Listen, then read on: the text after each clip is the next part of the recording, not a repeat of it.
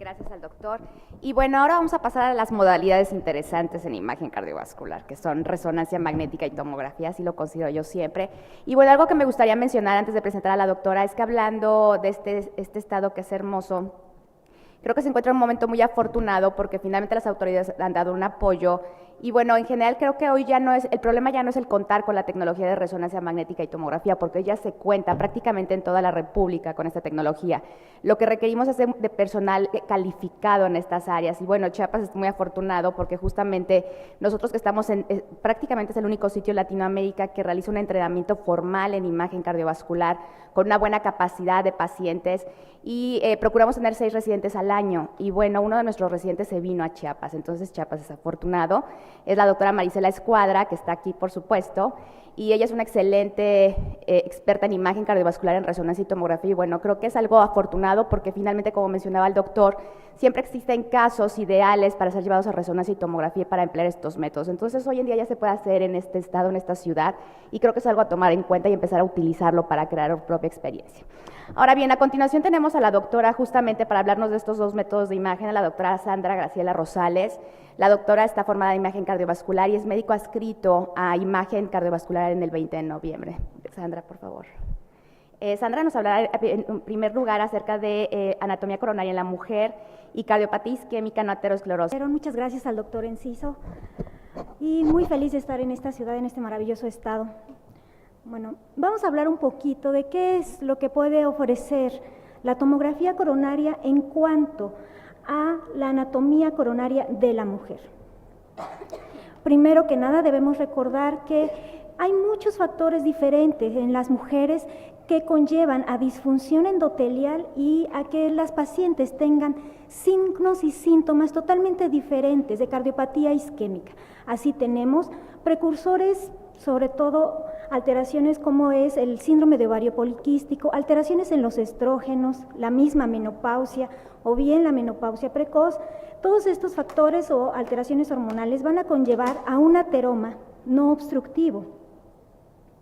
Asimismo, otros factores que se van sumando a nuestras pacientes es el hecho de ser hipertensas, tener problemas de colesterol alto, otros tipos de dislipidemia mixta, enfermedades inflamatorias como lo son las enfermedades como el lupus, la poliarteritis nodosa, artritis reumatoide, etcétera, que también van a acelerar la aterosclerosis y por lo tanto van a tener el ateroma no obstructivo, una disfunción microvascular y esto va a conllevar a la isquemia subendocárdica y a síntomas tan diferentes o tan simples como lo es la disnea, la fatiga y un dolor torácico atípico. Así a nuestras pacientes tenemos que irlas estratificando, como se ha comentado a lo largo de las pláticas, a partir de los 50 años de edad, que incrementan los factores de riesgo y que incrementa el riesgo de un evento cardiovascular en ellas. Así desde la edad de los 50 años hasta más de 70 vamos a ver que estas pacientes van a incrementar su riesgo por comorbilidades y muchas de ellas además van a tener equivalentes como una diabetes mal controlada y enfermedad arterial periférica. Tenemos que decidir en todos estos grupos de pacientes a quién le vamos a hacer qué tipo de estudio de imagen. Una vez que estratificamos a nuestras pacientes, primero por un riesgo Framingham, tenemos un riesgo intermedio, esto es, aquellas pacientes con tal vez solo un factor de riesgo o que su edad sola es un factor de riesgo. Vamos a considerar, si no tiene alteraciones del segmento ST, podemos hacer una prueba de esfuerzo. Si la prueba de esfuerzo no es limitada, pero sin embargo durante ella no la puede terminar la paciente, podemos elegir un estudio de imagen. O bien, si desde el inicio nuestra paciente no es factible que podamos hacer una prueba de esfuerzo, ya sea por un electrocardiograma que no nos permite hacerlo, como un bloqueo de rama izquierda, o bien aquella paciente con limitaciones por obesidad, por gonartrosis, etcétera, debemos decidir un estudio de imagen. En este grupo también va a entrar aquellas pacientes de grupo intermedio alto y ya que tengan alteraciones del ST en reposo. ¿Qué es lo que vamos a elegir? Tenemos dos opciones. Aquellas de riesgo intermedio, nos vamos directo a la anatomía coronaria.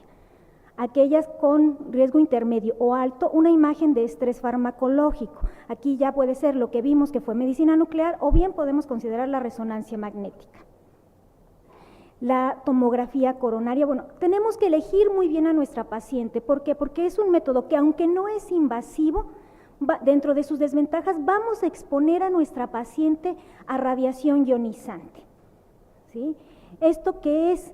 Vamos a someterla como si le hiciéramos múltiples placas de rayos X en una sola toma, solo para ver las arterias coronarias. Esto es, este tipo de estudios equivalen de 8 a 25 milisieverts, cuando una población general, es decir, nuestro paciente que anda en la calle, que se expone al sol, que nada más ve tele, que no es población expuesta a radiación, solo debe exponerse anualmente a 3 milisieverts.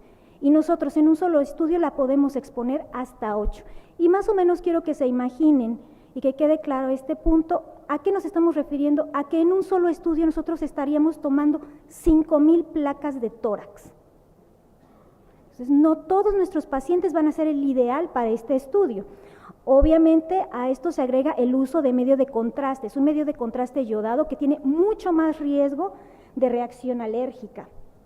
Además de que durante el estudio voy a requerir medicar a mi paciente con beta bloqueador y además requiere el uso de isosorbit sublingual. Una parte del estudio de la tomografía coronaria se incluye el score de calcio. ¿A qué nos referimos con el score de calcio? Hacemos la medición de los depósitos de calcio en las arterias coronarias. Este tipo de marcador ya se considera un factor de riesgo independiente y que es un marcador importante de ateroesclerosis. Se han hecho cortes de hasta 1,200 mujeres en el cual un score de calcio por arriba de 400 se puede asociar ya a severidad de enfermedad arterial coronaria obstructiva con una sensibilidad del 96 al 100% y especificidad del 40 al 66%.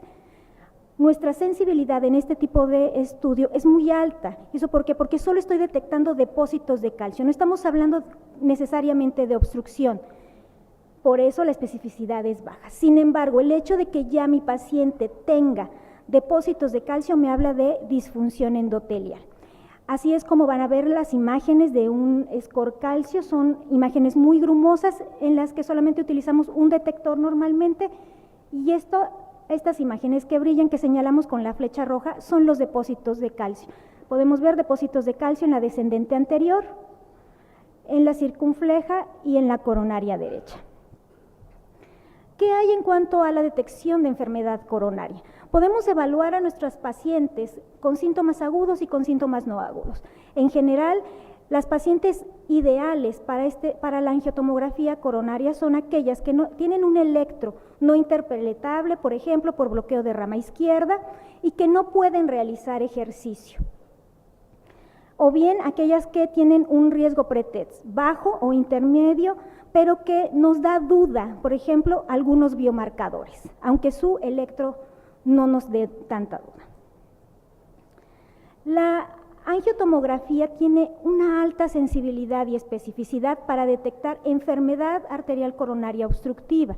Esto es una sensibilidad de hasta el 99% con especificidad del 88 al 91%.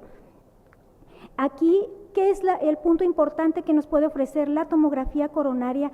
Es que si nosotros no detectamos enfermedad obstructiva o no encontramos lesiones obstructivas, es el mayor beneficio del paciente y tiene un riesgo de mortalidad dentro de los primeros 2 años con un estudio negativo de el punto 15 al 0.4% de tener un evento cardiovascular. Concluyendo, ¿qué es lo más importante de esto? Es el valor predictivo negativo de este estudio. ¿Sí? Esto es aquella paciente que decimos que no tiene lesiones coronarias, prácticamente podemos estar 100% seguros de que así es. Las reconstrucciones que podemos hacer son imágenes en 3D, podemos observar el árbol coronario. Aquí, por ejemplo, tenemos el ejemplo de una mujer de 40 años de edad, sin factores de riesgo cardiovascular, pero que en una ocasión tuvo un episodio de dolor torácico y la llevamos a la prueba de esfuerzo y no la toleró. Entonces, realizamos el estudio y podemos observar en esta paciente, esta es nuestra descendente anterior, la coronaria derecha, y la circunfleja. En ninguna de las arterias hay lesiones obstructivas, por lo tanto podemos considerar que el dolor que tuvo esta paciente no fue de origen isquémico en ese momento. Tenemos otras pacientes, obviamente enfermedades con factores de riesgo múltiple, que a lo mejor no tienen la posibilidad de hacer una prueba de esfuerzo, tienen mamás grandes, son diabéticas, hipertensas, no nos dan una buena ventana para hacer ecocardiograma, pero que persisten con síntomas atípicos, son las pacientes ideales para poder hacer el estudio de tomografía. En este caso, por ejemplo, una mujer diabética que no podía hacer una prueba de esfuerzo, se le encontró una enfermedad multivascular. ¿Cómo vamos a describir las lesiones? Este es el ventrículo izquierdo, vemos la descendente anterior epicárdica y vemos este punto brillante que es el depósito de calcio importante, y más adelante vemos una zona mucho más de un tono de gris diferente, y es donde podemos observar una placa de ateroma no calcificado, muy semejante en la circunfleja y en la coronaria derecha en el segmento vertical. ¿Qué otras aplicaciones podemos tener? Hoy en día hablamos mucho ya de placa vulnerable, porque a pesar de que nuestros pacientes pueden ser muy jóvenes y que no consideramos que puedan tener a tan temprana edad un evento isquémico, podemos encontrar pacientes jóvenes, probablemente fumadores, o que empiezan con diabetes o con dislipidemia, ya con placas vulnerables, esto es, placas no calcificadas. Estas placas no calcificadas las podemos ver en un tono intenso, en un tono de gris bastante diferente. Esta es la luz de nuestra descendente anterior, la flecha le señala cómo disminuye la luz del vaso, y se observa una placa, en esa placa no se observan depósitos de calcio, esa es la placa que se puede romper y que puede ocasionar un evento fatal en este paciente. Este es un ejemplo de una mujer de 49 años, únicamente dislipidémica y con tabaquismo, únicamente nos refería disnea de 4 meses de evolución. Se consideró una paciente ideal para hacerle la tomografía, y lo que encontramos fue una placa no calcificada en el tercio medio de la descendente anterior, que era prácticamente subobstructiva. Y evidentemente este estudio llevó a la paciente directamente a cateterismo. ¿En qué más podemos aplicar la tomografía de arterias coronarias? En aquellos pacientes que ya tienen antecedentes de revascularización, ya sea quirúrgica o mecánica. Bueno, vamos a evaluar el STENS. Hay pacientes que a pesar de que ya se les realizó la colocación del stent, pueden presentar nuevos síntomas de angina o pueden incluso persistir con los síntomas a pesar del tratamiento que ya se les realizó. Así, por ejemplo, en este paciente vemos esta zona que señala la flecha naranja, es un stent. Dentro del stent se ve una imagen hipointensa, es decir, una zona mucho más oscura. Este paciente se le realiza el estudio porque una vez que se coloca el stent presenta nuevamente disnea súbita, dolor. Se consideró la probabilidad de una estenosis o que no se había trabajado una placa. Sin embargo, lo que vemos es la imagen que sugiere un trombo dentro del stent, a pesar del tratamiento.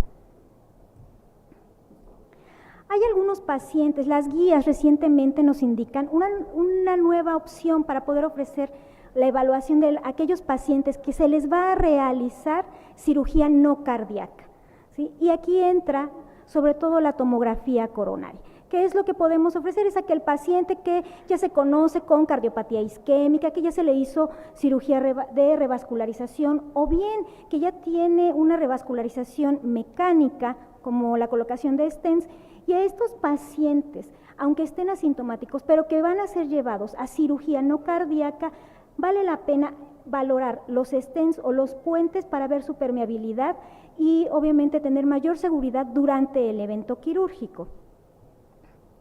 En este caso tenemos a una mujer de 66 años de edad, diabética, ya con el antecedente de revascularización coronaria 5 años previos, se le habían colocado 2 puentes venosos.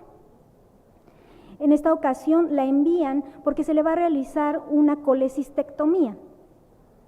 se realiza el estudio de tomografía coronaria. Esta es una imagen en 3D, este es todo el ventrículo derecho, esta es nuestra coronaria derecha. Aquí vemos la parte anterior de nuestro corazón, este es el ventrículo izquierdo, vemos parte de la descendente anterior. Aquí vemos este remanente, este pequeño hilo, prácticamente es un pequeño hilo que se ve ahí, es lo que queda del puente que se le colocó a esta paciente 5 años previos, no tiene un buen llenado, por eso se ve así en este tipo de imagen. Pero además algo que nos llama la atención en esta paciente y que no se había reportado previamente es justo este hallazgo. Esta es aorta, nuestra descendente anterior, parte de ese puente que no llena muy bien, y vemos la coronaria derecha que, como ustedes la pueden ver, se ve muy gorda, se ve muy distendida. Bueno, encontramos que este vaso ya se encontraba ectásico. Cuando hacemos el análisis del vaso, vemos que tiene un diámetro hasta 7 milímetros. Obviamente esta paciente corre el riesgo de que por esta anatomía de la coronaria derecha puede sufrir un nuevo evento adverso, puede sufrir un infarto, puede tener nuevamente angina por las alteraciones que vamos a tener de flujo lento en el vaso ectásico. Otras alteraciones que podemos tener y que se han descubierto recientemente justo son variantes anatómicas. Una variante anatómica muy frecuente que estamos detectando por tomografía coronaria son los puentes musculares. Los puentes musculares pueden ser tan asintomáticos o tan sintomáticos, y esto de qué va a depender de la profundidad de cómo se encuentre en la musculatura el vaso. Nosotros recordamos que todas nuestras arterias coronarias deben ser epicárdicas. Bueno, en este caso, este es nuestro ventrículo izquierdo. Aquí vemos parte de la descendente anterior y vemos cómo se mete al músculo y después, casi hasta la punta, vuelve a emerger para hacer un vaso epicárdico. Este es el caso de una mujer de 62 años, igual diabética, que tenía bloqueo de rama derecha y gonartrosis, que no se le podía hacer el estudio de prueba de esfuerzo. Se decide llevar a tomografía y encontramos el puente muscular. Otras pacientes mucho más asintomáticas, este es el caso de una paciente joven de 42 años de edad con un dolor torácico bastante inespecífico. Se le realiza la tomografía coronaria y encontramos un puente muscular muy pequeñito, ¿sí? Aquí a considerar únicamente estos puentes van a ser sintomáticos y van a ser dependiendo de la profundidad. Los más sintomáticos son aquellos que tienen una profundidad de más de 3 milímetros, independientemente de la longitud.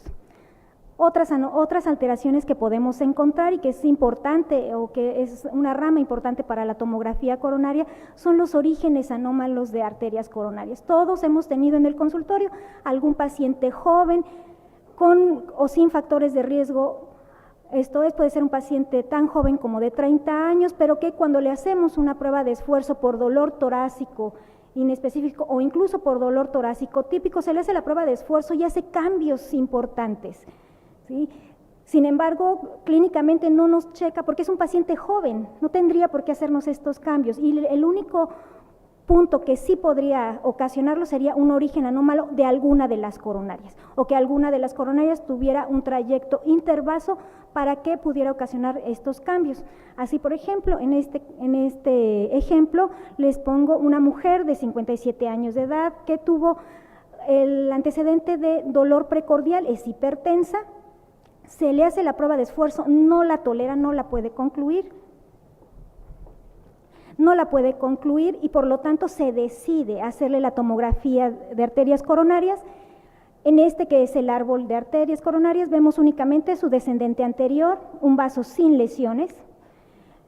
Vemos la circunfleja, no la vemos muy claramente, y una coronaria derecha muy pequeñita. Sin embargo, cuando hacemos el análisis detallado de esta paciente, vemos que la circunfleja se origina del seno coronariano izquierdo, tiene un trayecto retroaórtico y después sigue su curso habitual, ¿sí? Entonces, este era el origen del dolor de nuestra paciente, incluso la circunfleja no tiene ni una placa. El futuro que nos está ofreciendo y que nos está alcanzando en tomografía es una gran opción en aquellos hospitales en los que no se cuenta ni con resonancia ni con medicina nuclear. Bueno, el hecho de tener un tomógrafo de más de 64 detectores, y lo ideal obviamente para perfusión va a ser de 128, se puede ofrecer a estos pacientes hacer una perfusión con tomografía, y obviamente enriquecemos el hecho de ver la anatomía coronaria con un estudio en el cual sí se induce isquemia y podemos ver defectos de perfusión. Este estudio tiene una sensibilidad del 76 al 100% y una especificidad igual del 74 al 100%, que es lo que vemos la distribución del medio de contraste, ya sea de manera dinámica, es decir, aquí hacemos varias tomas para poder determinar cómo se distribuye el medio de contraste, o bien de una manera estática, tratando de semejar un SPECT. Hacemos la perfusión, se inyecta el medio de contraste y se ve cómo se distribuye, pero de manera estática. Como podemos ver, tenemos en este tipo de perfusión, tenemos una sensibilidad y especificidad muy alta.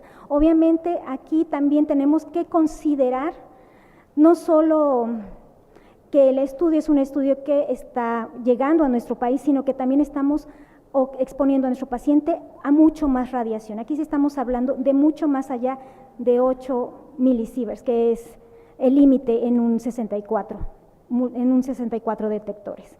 Obviamente también la tomografía coronaria a veces nos da sorpresas, como en este caso es una mujer de 80 años, epocosa, ya se había diagnosticado muchos años previos así, que tiene síndrome de desgaste, pero que tiene dolor anginoso, pero obviamente es una paciente que no podemos hacer una prueba de esfuerzo, y se decide llevar a tomografía coronaria. La sorpresa es que sus coronarias no tuvieron lesiones, pero lo que realmente encontramos en este paciente fue un trombo crónico que fue el origen de su daño pulmonar. Así también tenemos que este tipo de estudios nos ofrecen poder evaluar a nuestro paciente, sobre todo en el servicio de urgencias, no solo como la evaluación de las arterias coronarias, nos permite evaluar ramas pulmonares y nos permite evaluar aorta. Así, en esta paciente que llegó al servicio de urgencias con dolor torácico, que ya tenía el antecedente de revascularización, se le realizó primero la tomografía coronaria, se encontró que los puentes estaban permeables. Este es un puente, uno de los puentes que va a la descendente anterior. Sin embargo, vemos este flap. Se tuvo que hacer el complemento de este estudio y encontramos una disección aórtica. Bien. Entonces, bueno, esto es los puntos más importantes que nos puede ofrecer la tomografía para la evaluación de nuestras pacientes. Creo que más fácil sigo yo, entonces me continúo con...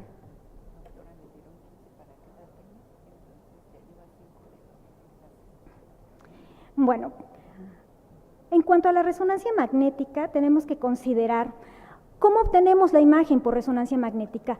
Cada uno de nosotros, nuestros tejidos, tiene un número de protones en cada tejido, un número diferente en piel, un número diferente en grasa, un número diferente en músculo. Cuando nosotros metemos al paciente al resonador, que es un gran magneto, se alinean estos protones, y cuando se quita esa fuerza magnética, al regresar o al relajarse estos protones, es como podemos obtener esa diferencia entre los tejidos sin administrar medio de contraste.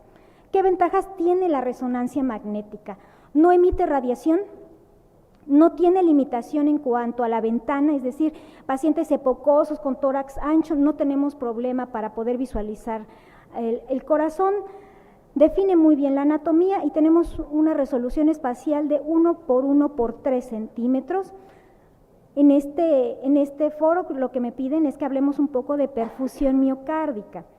En cuanto a la perfusión miocárdica que realizamos por resonancia magnética, podemos hacer uso de adenosina o dipiridamol. La adenosina es mucho más noble, tiene una vida media mucho más corta. ¿Qué es lo que hacemos? Hacemos una infusión, ya sea de adenosina o de dipiridamol, tomamos las secuencias en T1 pesado, spoil gradiente eco, hacemos un primer paso, esto quiere decir que en el momento que estamos tomando la imagen, estamos administrando el gadolinio para ver cómo se distribuye en el tejido. ¿Cómo vamos a administrar la adenosina? Vamos a administrarla 140 microgramos por kilo minuto en una infusión de por lo menos 4 minutos, con las contraindicaciones que ya todos conocemos en cuanto al uso de adenosina, bloqueos graves, bloqueos ABD completos de segundo grado, o bien lo que va a ser bradicardias importantes. ¿Con qué complementamos siempre estos estudios de perfusión? Los complementamos con el reforzamiento tardío. ¿Esto cómo lo hacemos? Administramos gadolinio para poder observar cómo se queda el gadolinio depositado en aquellas zonas donde ya hay fibrosis, esto es, fibrosis o apoptosis de esas células cardíacas. El reforzamiento tardío ya tiene muchos años que se demostró comparando con SPECT y con la histología. Aquí uno de los puntos más importantes es que la resonancia magnética puede detectar un infarto tan pequeño como de menos del 20% de 20 gramos de la masa muscular. ¿Esto qué quiere decir? Aquellos infartos subendocárdicos que abarcan menos del 5% de la transmuralidad de la pared se pueden detectar por resonancia magnética. Aquellos infartos que a veces durante un procedimiento de cateterismo, al implantar un stent, esos pequeños microinfartos que se llegan a ocasionar durante el procedimiento se pueden detectar después por resonancia magnética. Así, sumando el estudio de perfusión y sumando el reforzamiento tardío, la sensibilidad y especificidad de la resonancia es superior al 86%. Un estudio de perfusión miocárdica por resonancia abarca las secuencias en cine para que evaluemos función biventricular, considerando que la función biventricular es el gol estándar por resonancia magnética. La morfología, después hacemos el estrés de perfusión, dependiendo de las escuelas, a veces preferimos hacer primero el reposo y después el estrés. Aquí algunos, sobre todo Kim, que es uno de los escritores más importantes de resonancia, prefiere siempre hacer primero el estrés, después hacemos secuencias adicionales, hacemos el reposo y posterior el reforzamiento tardío. Es un estudio largo, desde que iniciamos hasta que terminamos, de imagen 1 a última imagen son aproximadamente 45 minutos. Así, la pura perfusión para determinar o para detectar enfermedad arterial coronaria significativa es superior al 86%. Hay algunas series que reportan que la sensibilidad para específicamente mujeres, la especificidad en mujeres es de hasta el 91%. ¿Por qué? Porque no tenemos problema ni con mamas ni con captación externa de fármacos. Aquí, por ejemplo, les muestro a una mujer de 55 años de edad, hipertensa y dislipidémica con disnea de medianos esfuerzos. Se le hace un estudio de perfusión. Las 3 imágenes de arriba es el estrés, las 3 imágenes inferiores son el reposo. Son exactamente los mismos cortes que hacemos. Y lo que vamos a ver, es un primer paso. Esta imagen que se ve que brilla dentro de las cavidades es el gadolinio. Lo que nosotros vemos o tratamos de buscar es cómo ese gadolinio se distribuye en el músculo. En esta secuencia lo que se ve es una línea oscura subendocárdica global, tanto en esta imagen como en esta imagen, y nos habla de enfermedad microvascular.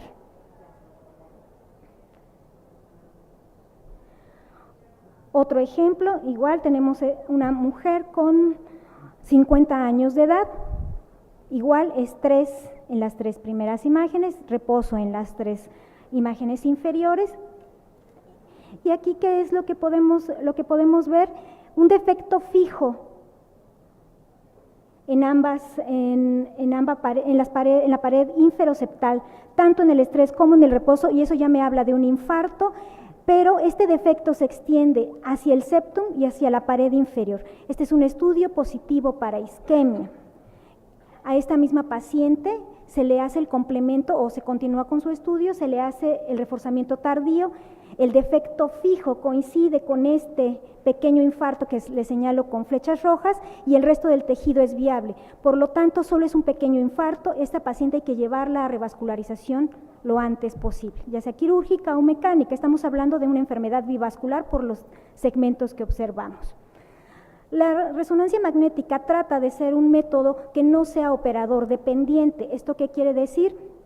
Que se están desarrollando diversos métodos para evitar que solo sea por el ojo del observador la determinación de que haya o no haya isquemia. Hay diversos software que nos permiten esto.